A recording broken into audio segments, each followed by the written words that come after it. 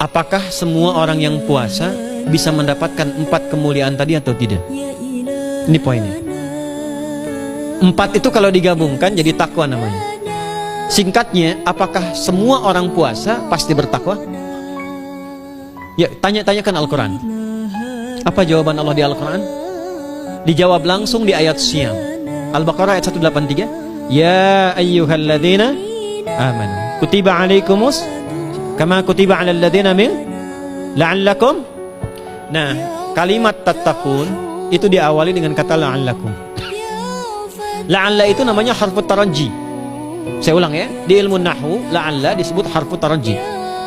Al-Imam As-Suyuti berkomentar begini: setiap ada satu harapan, keinginan besar yang ingin dicapai, tapi diawali dengan kata la'alla atau la'allakum, ini menunjukkan bahwa harapan itu tidak mungkin bisa dicapai kecuali dengan kesungguhan, keseriusan. Jadi ketika Allah menutup kalimat puasa, ayat puasa dengan kata la'allakum, seakan memberi kesan tidak semua orang puasa akan mendapatkan kenaikan takwa dan jaminan 4 kemuliaan tadi kecuali orang yang serius puasanya, orang yang sungguh-sungguh puasanya. Karena itulah untuk menunjukkan kesungguhan itu, bagian terakhir kita, Nabi memberikan 3 amalan utama. Saya akan bacakan dengan cepat 3 amalan utama yang dikuatkan oleh beliau kepada para sahabat sebelum tiba Ramadan dan sampai sekarang menjadi kurikulum Ramadan Nabi. Jadi kalau ibu bapak ingin mengeluarkan kurikulum Ramadan Nabi, nanti bikin agenda saat Ramadan ya, supaya nggak pusing nanti kalau masuk hari pertama apa yang dikerjakan, hari kedua apa yang dikerjakan, subuh apa, siang apa, sore apa. Cuman nanti saya berikan 3 yang pokok ini. Ada 3. 1, meningkatkan sholat. Saya ulang ya, meningkatkan apa? Sholat.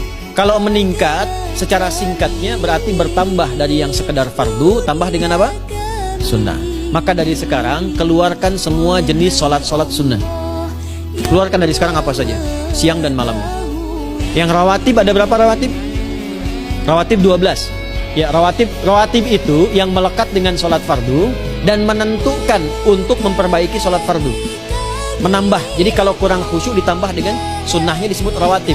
Bisa sebelum, bisa setelah sholat fardu. Ada 12 dari hadis Nabi sallallahu alaihi wasallam. Man shalla isnatai asyrata raka'atan, siapa yang sholat 12 rakaat fi yaumin wa lailatin, yang mengiringi sholat fardu siang dan malam, ya, bunyalahu bihinna baitun fil jannah, maka akan dibangunkan baginya satu rumah di surga kalau konsisten menunaikan 12 itu sampai meninggal dunia. Sahabat yang mendengar itu mengatakan kompak semuanya, sejak mendengar hadis itu kami usahakan istiqomah sampai meninggal tidak meninggalkannya. 12 itu 2 sebelum subuh, cepat. 4 sebelum zuhur, 2 setelah zuhur, 2 setelah maghrib, 2 setelah isya. 2 rakaat sebelum subuh, 4 rakaat sebelum zuhur. Kalau nggak bisa 4 rakaat karena terbatas waktunya, boleh 2 rakaat khusus untuk sebelum zuhur. Kalau nggak bisa 4, boleh berapa? 2. Dalilnya hadis Ibnu Umar radhiyallahu taala anhuma. Kata beliau, hafidtu asyra rakaatin, saya hafal 10 rakaat dari Nabi sallallahu alaihi wasallam salat sunnah. Maka menyebutkan sebelum zuhur 2 rakaat. Baik, jadi 12 ya. 2 sebelum subuh, 4 sebelum zuhur, 2 setelah zuhur, 2 setelah maghrib, 2 setelah isya. Ini yang disebut dengan rawatib. Jamak dari kata ratib. Di luar ini mutlak. Mutlak ini ada yang berdampingan dengan salat fardu, ada yang terpisah. Contoh yang berdampingan, 4 rakaat sebelum asar. 4 rakaat ini bukan disebut rawatib, tapi salat mutlak. Cuma waktunya berdampingan dengan salat fardu. Jadi dia nggak memengaruhi salat fardu, cuma punya keutamaan sendiri. Apa keutamaannya? Hadis Ibnu Umar radhiyallahu taala anhuma, ketika beliau menyampaikan qala Nabi sallallahu alaihi wasallam, rahimallahu ra'an shalla qabla al-asri arba'an. Allah akan menambahkan rahmat pada orang yang terbiasa salat 4 rakaat sunnah sebelum salat asar. Jelas ya? Baik. Kemudian apalagi setelah itu? Salat di antara 2 adzan dan 2 adzan ini, adzan dan iqamah. Ya, di antara adzan dan iqamah. Tahiyatul masjid. Apalagi misalnya salat duha. Duha dibagi 3. Awal duha itu kurang lebih 1,5 jam setelah salat subuh.